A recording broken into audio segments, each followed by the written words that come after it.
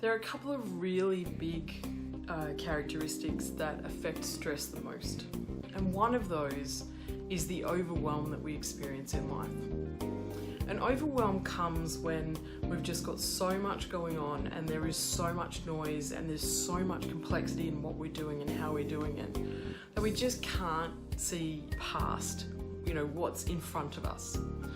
We can't see the bigger picture and we just can't see the way out of what we're doing. And that overwhelm comes because, essentially we're lost.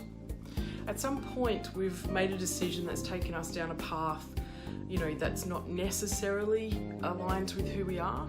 We're doing all sorts of things for all sorts of different people, and mainly because we've been unable to say no. We just don't know how to get ourselves out of what we're doing.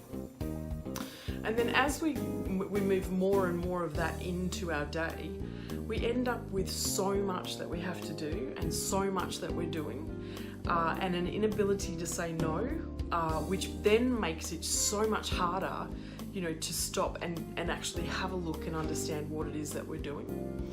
So we end up with this massive load on our plate, and it makes it so hard for us to actually get through every day. We're so overloaded, it's triggering our fight and flight, it's triggering the stress within our systems, and that then makes it harder to sleep. And when we're not sleeping and we're tired, everything is harder. So the way to actually reduce the overwhelm is to really try and find a simple pathway through everything. Understand who you are, reconnect with who you are and what you need in every day. Start to really have a connection with your energy within your system. How are you feeling? When you wake up in the morning, are you tired or are you bouncing out of bed ready to get into the day? Is your body aching? Does everything seem hard? When somebody comes to you and asks you to do something else, are you braced for what is this going to impact? Where is this going to fit in? How am I going to get this done? If you're running these sorts of things constantly, then it's likely you're sitting in overwhelm. So to get yourself out of that, you need to have a really strong connection with who you are. Start to have certain times in the day where you actually really connect with how you're feeling and where you're at, and really start to try and understand what it is you need in that moment. Because once you can start to understand what it is you need in the moment, you can start to give yourself what it is you need. And then as you give yourself that more and more, you can actually then start to have a better refueled energy tank. And when you've got more energy in your tank, it makes it so much easier to navigate through every day.